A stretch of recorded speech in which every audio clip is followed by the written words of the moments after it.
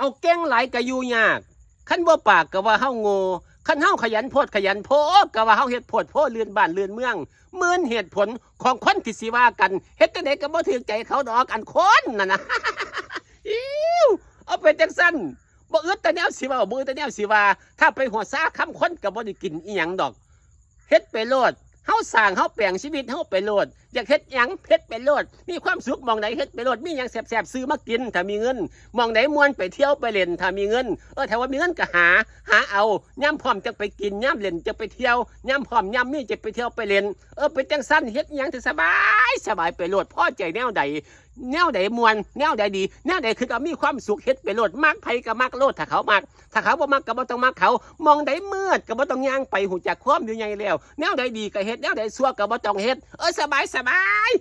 ยคือหยังเนี่ยเฮ็ดโลดตามใจเฮาโลดถ้าไปฟังความคนก็บ่ได้กินอีหยังฟังความคนอยู่หั่นบ่ได้เฮ็ดหยังมีแต่ไปอ่อนระแวงความคน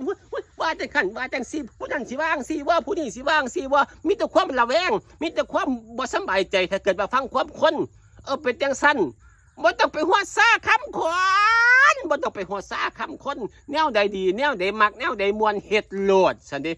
มองใดฮู้จักว่ามองนี่มันหกตัวนี่บ่ย่างไปดอกก็บ่ต้องย่างฮู้จักความอยู่ใหญ่แล้วมองนี่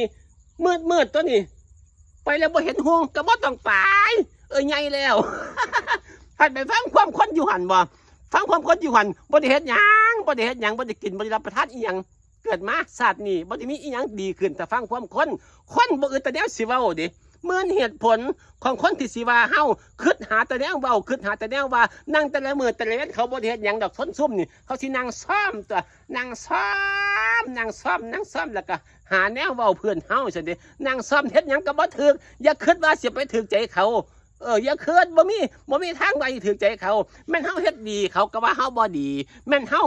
เฮ็ดอันหนึ่งเขาก็ว่าเฮาเฮ็ดอันสองแม่นเฮาเฮ็ดอันสองเขาก็ว่าเฮาเฮ็ดอันสามบ่ดีบ่มีถืออกถือใจเขาจักเม็ด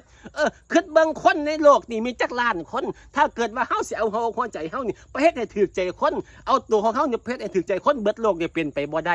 เกิดมาไม่ได้ทำตัวให้ถูกใจคนทั้งโลกเกิดมาทำตัวให้ถูกใจเราเกิดมาทำเพื่อความสุขของเราบ่ได้เฮ็ดเพื่อความสุขของเขา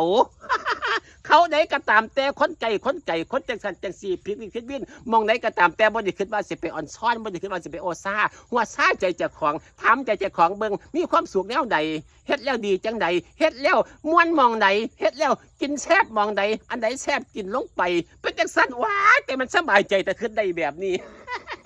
บ่ได้อ่อนซ้อนบ่ได้หัวซาบ่ได้คิดว่าสิไปเฮ็ดให้ถูกใจคนว้ายเฮ็ดถูกใจ